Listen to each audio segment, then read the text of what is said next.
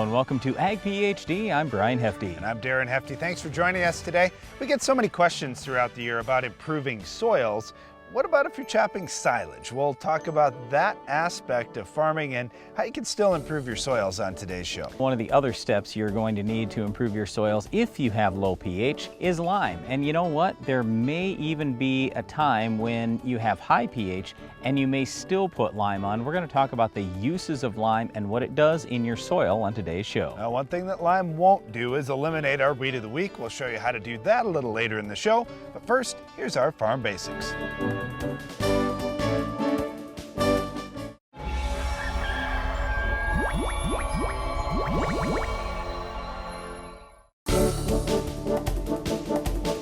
One of the most important things you need to do on your farm, if you're a farmer, is test your soil. Well, today during our Farm Basics time, we're going to talk about the Ag PhD Soils app. Well, one of the cool things about the Ag PhD Soils app is it's easy to use and you can do it yourself. So you can set up grids for your fields, go out there and actually pull those samples and then have the samples correspond back to where those grids are at so you can use variable rate fertility. But I'm getting way ahead of myself, Brian. There's just so much that you can do. Well, the first thing that you need to do with this Ag PhD Soils app is start on your computer and go to agphdsoils.com. Then you can set up your account, set up your fields, get all that stuff taken care of. Then you download the app and tie that all in. You can use the app then to find the grid points in your fields and pull those samples. It's real simple, and the reason why we set this up in part is kind of selfishly. We wanted an app that we would be able to just go out and pull our own soil tests. And what we then did is worked out a deal with Midwest Labs. They're the largest soil testing lab in the United States. So it's basically a volume discount, and you can, if you just simply use the app, you can get your soil testing done for less money than if you sent samples in yourself. The Ag PhD Soils app can also be used in Canada, and we're utilizing Farmer's Edge up there to run the soil tests through. So it's an app that can be used in either country and still do the same work for you in terms of learning more about your soils and what you can do to improve your yields. Okay, so as a non-farmer, you may be saying, well, weren't farmers already getting their soil testing done? Look, a lot of the soil tests in the United States, at least, have been composite tests where someone would walk into the field, pull a few soil cores, and for the whole field, they would say, here's your soil sample. Well, that's terrible. All that's doing is now you're figuring out roughly half the field has less fertility in that and half the field has more. Half the field will probably be lower in pH, half the field will be higher in pH. We have no idea. The field that we're standing in front of right now, for example, when we first soil tested this field about 17 years ago, we found soil pHs as low as 5.2 and as high as 8.1, if I remember right. But I mean, it was just a dramatic difference. You have to farm that ground totally different. So this is one of the reasons why farmers need to go to either zone sampling or grid sampling so they can identify areas in fields that really need fertility and other areas that don't. Well, it really matches up with today's equipment that farmers are using, because now we can manage that farm on a much smaller basis. So we can actually adjust our seeding rates and adjust our fertility rates really on every acre as we go across the field. So doesn't it make sense that we need to know what's on those acres so we can put the right nutrients out there in the right spots in our field in order to get good gains and to build our soils? So if you're a farmer that has large fields, or let's say you're just a rural landowner that has a large garden, either way, you can use the Ag PhD Soils app. It's a free app and it'll actually get you discounted soil testing. And in addition to that, you get complete soil analysis, which includes everything from soil pH to base saturation, sulfur, micronutrients, everything you need to make the right fertility decisions for your farm or garden. Well, as you're out there pulling those soil samples, you may notice our weed of the week. Can you identify this week's weed?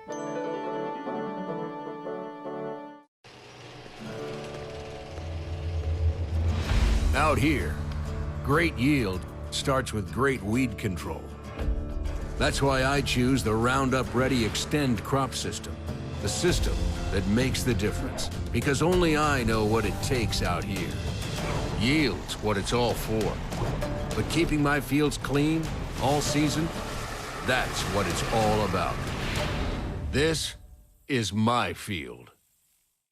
Farmers across the country have put their confidence in the Roundup Ready Extend crop system. These are their experiences. My expectations of the herbicide are it's going to work exactly like it did last year. It's one of the best things I've ever seen. It's nice to have a product that was hyped and you get to see that it's a very good product. I mean, it's annihilating pigweeds and everything it's supposed to do, it's doing. You get to see that it was worth the hype.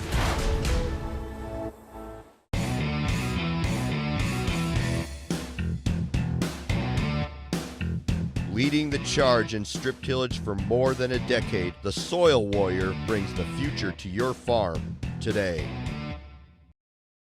The Guardian Air Twin Spray Nozzle from Hypro produces a twin spray pattern with air-inducted droplets for superior coverage, even in dense canopies. Be effective and efficient with your spray application this season with the Guardian Air Twin. Hypro, helping you spray better. Introducing the SoilMax ZD48, the newest addition to the SoilMax Gold Digger lineup. The first plow designed for smaller class tractors, the ZD48 has been tested on tractors weighing between 10,000 and 16,000 pounds with excellent results. Designed for row crop farms, vineyards, irrigation, and specialty crop farms. The SoilMax ZD48 will install tile up to 48 inches deep, as well as install 3 or 4-inch tile. The ZD48 truly opens up the world of tile installation to more farms than ever before. If you're looking to expand your farm's grain handling, you want everything to be fast and efficient. The Quick Belt from Norwood Sales is your all-around grain handling solution. Our conveyor-based system uses an 18-inch belt and a 10-inch tube, which minimizes seed damage while moving more than 10,000 bushels an hour. That's fast enough to fill a semi in 6 minutes. Plus, our hood is designed to gently direct the flow of grain straight down, keeping your crop in condition. Keep your grain and your farm moving with the Quick Belt from Norwood Sales.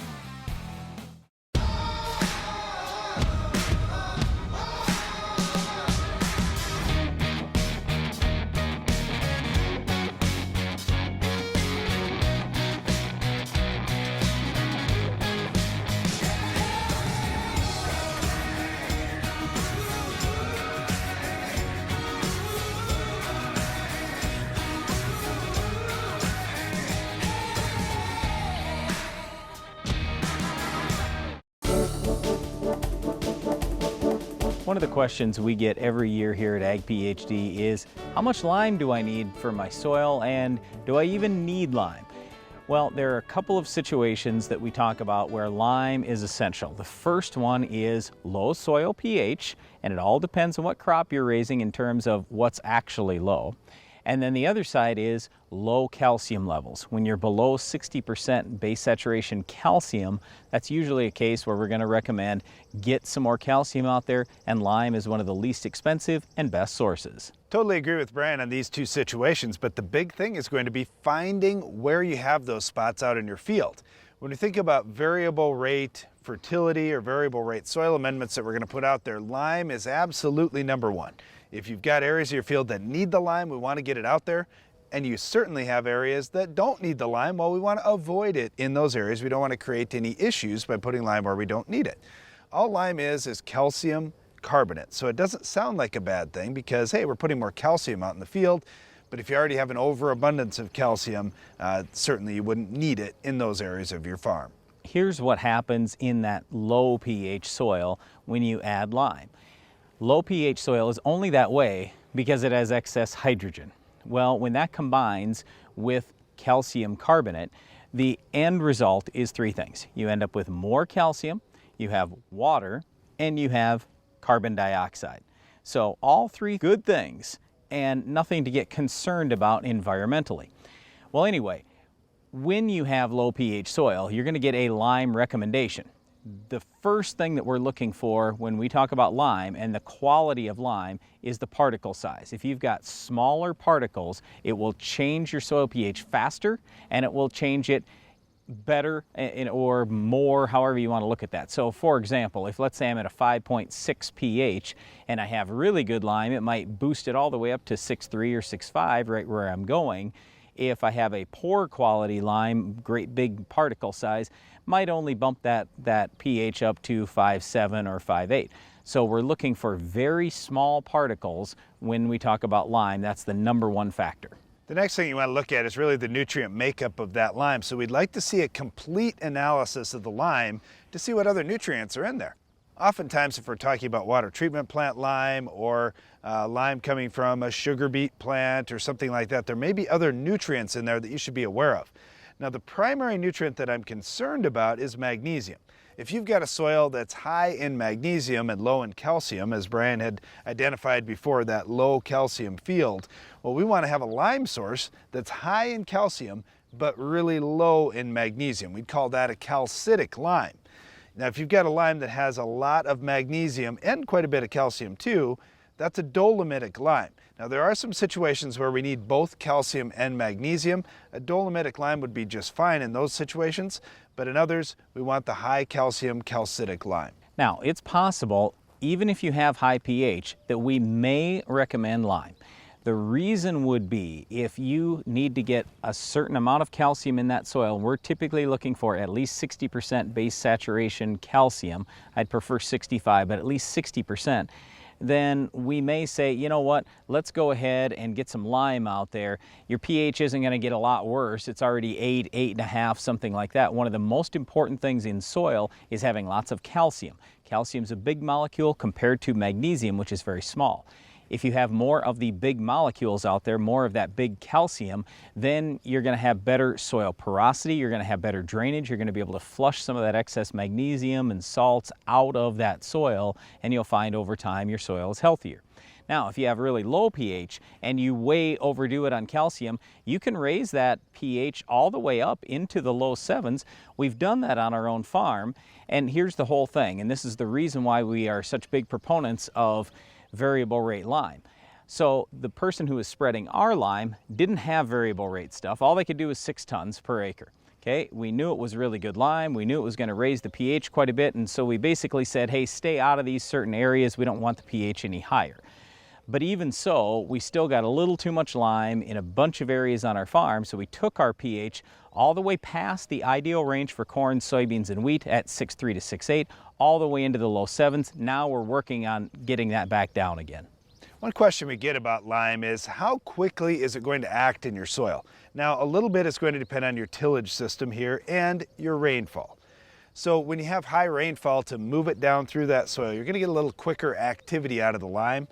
When you're in no-till and you say, well, I don't have any tillage, and you happen to be in a dry area, well, that's going to be the extreme on the far end of, well, it's going to take a long time for that lime to work. So if you're in that no-till, low rainfall environment, you want to get the lime out there quicker. You see your pH starting to move down, well, you need to get lime out soon because it's going to take a while for it to act. Now, if you're in an area that gets plentiful rainfall and you're going to till the lime in, it's going to start working pretty quickly, and you're going to get about a 3-year life expectancy out of that lime application in most situations. The last thing I've got is you want to make sure that the lime you get doesn't have a tremendously high level of heavy metals.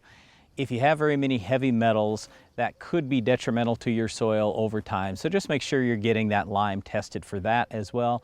And again, like we said earlier, the #1 factor we're looking for is the fineness of the lime. The finer the lime, the faster it's going to change that pH, and the more it's going to change that pH. Getting your soil pH moderated with a lime application may be a helpful thing in terms of controlling weeds as well. We'll talk about this tough weed later in the show.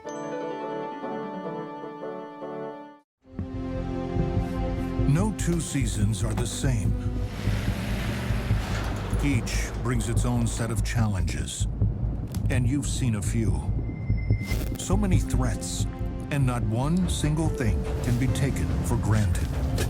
In the fight against the unpredictable, the Acceleron portfolio provides coverage on 4 fronts: fungicides, insecticides, nematicides, and bioenhancers. Rise stronger with one simple decision. Are you looking for an easy way to apply dry powdered products to your stored grain? Do you want to use the applicator recommended by industry leaders for products like Diacon D and other dry powder products? Changing Time CT applicators successfully apply a diversity of products quickly, easily, and accurately. The innovative CT applicators are designed to give you the most accurate application of products such as talc, inoculants, fertilizers, and other dry products. For commercial use or on the farm, you need the applicator industry leaders are using. CT applicators for the changing times. Let's take a look at our picks for the championship season. We've got 10-34-0. No. I don't want to talk about them. I want to talk about this agro-liquid team. Take a look at this lineup. They got it all. The talent, their players can meet any challenge on any field. The coaching staff, the best I've seen. So that's your pick? No discussions? Nope. Agro-liquid is the team. They're going all the way to the championship.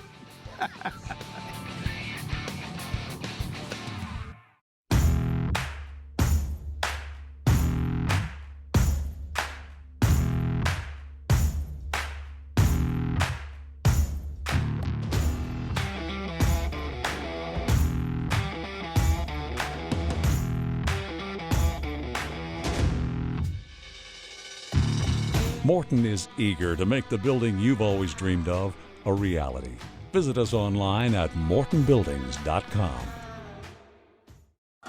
With the success of the Case IH Steiger Quad Track and Magnum Road Track tractors, it's no secret why Case IH is the leader of the track. So it wasn't surprising when the competition started imitating us, because Case IH offered the first 5-axle design to give you more power to the ground, with less berming and compaction, all to help you be more productive. Still, we're flattered. In fact, if we weren't already red, we'd be blushing.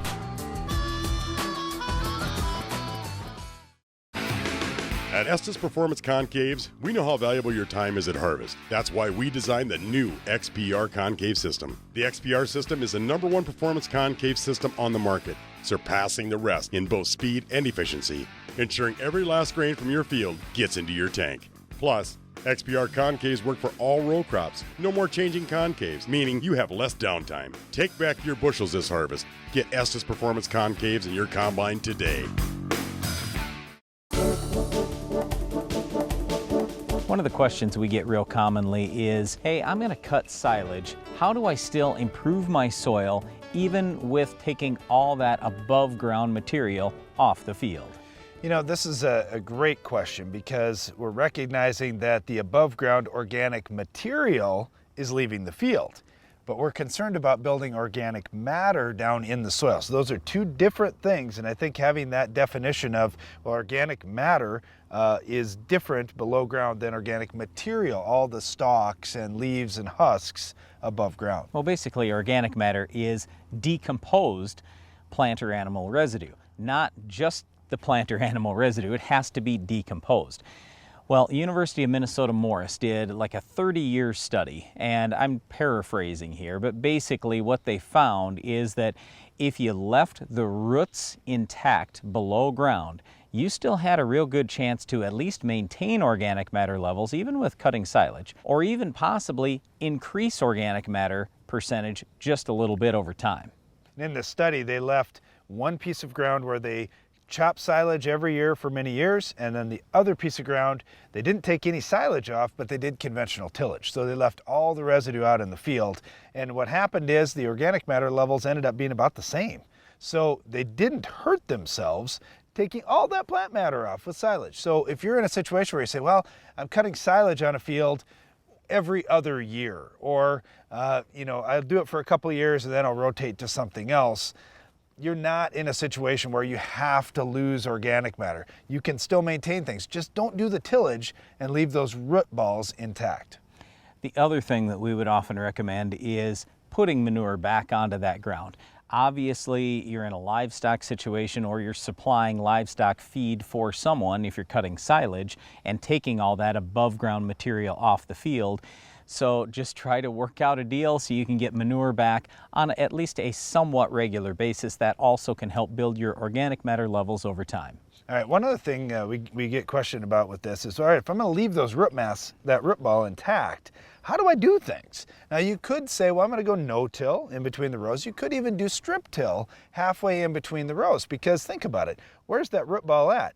It's pretty much at a 30-degree angle moving down from where that corn plant was. Well, if you're moving over 15 inches in a 30-inch row, for example, you're really not going to be attacking that root ball to any large degree. So in many cases, we see guys using strip till as long as they're moving away from the row and not tilling up right where those stalks were. They're doing that without a cost in terms of organic matter loss. The last thing that I'll add is you still want to have good drainage and good calcium levels in your soil. When you have that, that allows the root mass to go down deeper and get more established deeper in the soil profile, which here again is going to build your deeper soil levels of organic matter. Well, silage is certainly something that is needed for livestock across the country, but how are you going to manage your soil and keep your organic matter levels at least at an even level? Reducing tillage, leaving those root balls intact is going to be critical. Well, another thing that's important in any field is controlling our weed of the week. We'll show you how to do it on your farm coming up next. The Weed of the Week is brought to you by Corteva Agriscience, Agriculture Division of Dow DuPont. Finish the fight against tough weeds with the Enlist Weed Control System.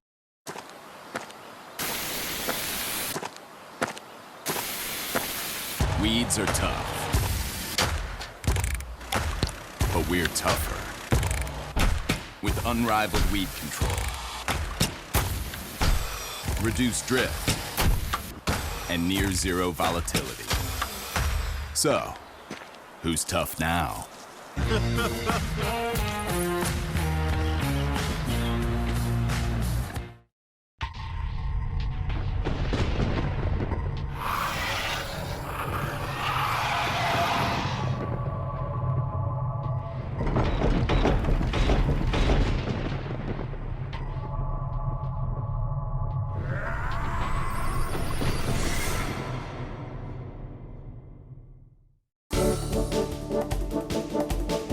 Our weed of the week is broadleaf signalgrass. Talk about a weed of the week with a confusing name, broadleaf signalgrass. What? Yep. That sounds strange, but here's what we see. This is a grass. It's a summer annual grass, so it usually comes on a little later in the season, and it often gets misidentified as large crabgrass. Broadleaf signalgrass does not have long hairs on the upper sides of the leaves. That would be one distinguishing characteristic. Also, when you look at the ligule, you're going to see a membranous ligule on crabgrass. You're going to see a hairy ligule on broadleaf signalgrass. And then finally, broadleaf signalgrass can actually root down from the nodes. So when it kind of grows out, it can actually root down again, making it a pretty tough weed to kill. Well, it can be a pretty tough weed to kill, but you know what we always say, it's easier to control grasses in a broadleaf crop than broadleaves in a broadleaf crop. So let's just talk about a real easy scenario, soybeans. I can start with Sonaland, Treflan, or Prowl, one of those yellows. That's going to at least suppress broadleaf signalgrass, should kill the early flush, maybe won't do the best on the late flush, but there are plenty of other options. You've got Roundup in Roundup Ready crops, Liberty and Liberty Link crops. You also have Clethodim or any of those grass killers. They're quite good on broadleaf signalgrass, especially if you get it when it's small. Yeah, when it's small, you can also get it with Pursuit or Raptor in soybeans. In wheat, we really like to start off with a pre-emerge treatment of Prepare. We could do a nice job holding broadleaf signalgrass back for a really low amount of money. Otherwise, if you do that, you can come back post-emerge with the ACC ACE products like Axial. Turning to corn, I would suggest start with a full rate of Harness, Surpass, Outlook, Dual, Zidua, one of those Group 15 grass killers. I realize most people now are using this combination broadleaf grass thing, but the problem is you don't have a full rate of grass killer and you don't get full control of broadleaf signalgrass. Now post-emerge here again, you got Roundup, you got Liberty in those specific crops, otherwise Accent in conventional corn. Just make sure that broadleaf signalgrass is small when you try to kill it. The big thing is get a pre-emerge herbicide out to control broadleaf signalgrass because crop canopy is your friend and the best thing to keep this weed out of your fields. That's all the time we have for this week's weed, but Iron Talk is coming up next. Your planter is the single most important piece of equipment on your farm, because without a uniform stand, you can't reach maximum yield. That's why Harvest International set out to design a planter that takes advantage of the newest innovations in planter technology. Built tough for high speed and integrated with the latest precision enhancements, Harvest International planters ensure every seed you plant today puts more in your bin at harvest. Harvest International, planting the future.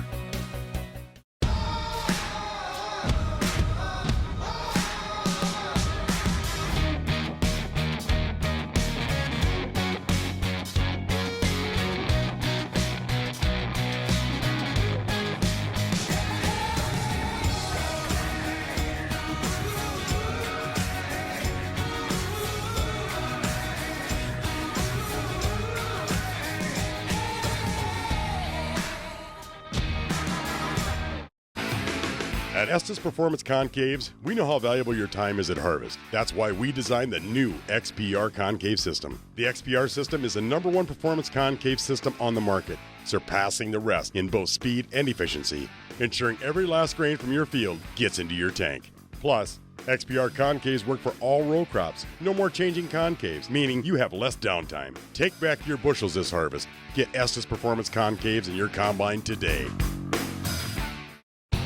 The buzz on this line is probably the best in 10 years, both in soil and in the plant. Joe, you've been doing this for a while. What's your take? Well, Don, you take a player like High Energy N, 3 forms of nitrogen, plus sulfur and iron with slow release technology. He's making plays all season long. Oh, look at his numbers. He's getting it done. But don't forget about end response. This guy's designed for a quick release nitrogen. It's looking like another championship season for Agro Liquid. Are you looking to make a career in an ag-related field? The Responsible Nutrient Management Foundation is pleased to offer a $2,500 scholarship for students enrolled in an agricultural program for the 2018-2019 school year. The goal with this scholarship is to further the education of students who understand the importance of proper stewardship and responsible nutrient management for agriculture and society as a whole. To learn more and apply, visit rnmf.org/scholarship before October 15th. No 2 seasons are the same. Each brings its own set of challenges, and you've seen a few. So many threats, and not one single thing can be taken for granted. In the fight against the unpredictable, the Acceleron portfolio provides coverage on 4 fronts: fungicides, insecticides, nematicides, and bioenhancers. Rise stronger with one simple decision. Iron Talk is brought to you by Case IH. With the success of the Case IH Steiger Quad Track and Magnum Row Track tractors, it's no secret why Case IH is the leader of the track. So it wasn't surprising when the competition started imitating us, because Case IH offered the first 5-axle design to give you more power to the ground, with less berming and compaction, all to help you be more productive. Still, we're flattered.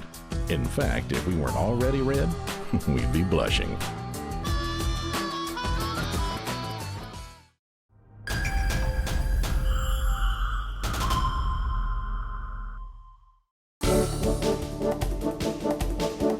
Your wheat harvest went well, but the residue left in your field wasn't spread perfectly. We'll talk about how to fix that and the implications if you don't do it during today's Iron Talk. Everyone's always excited to get the wheat crop off the instant that it's ready to harvest. We fall into that category as well. However, if you don't get your residue spread evenly, you're setting yourself up for problems with your next crop. Even if the residue is just a little bit thicker in spots, it leads to the ground not warming up as fast and the emergence of your next crop being slowed or even stopped. Act now to move that residue around and eliminate problems going forward. Some tillage, hopefully just light tillage, will be required. A heavy harrow has become a popular choice in the north, but anything light like a field finisher could be a good option. The trick is to do as little soil disturbance as possible, since these fields will be sitting with no crop for a while. Personally, I'd like to get some cover crop out there immediately to protect your soils from erosion too. There's plenty of information and data supporting the Brassica family cover crops to help speed the breakdown of residue as well. No matter what crop you're harvesting, make sure your residue spreads evenly, otherwise you're likely to need some light tillage to clean it up. That's all for today's Iron Talk, and now back to the show.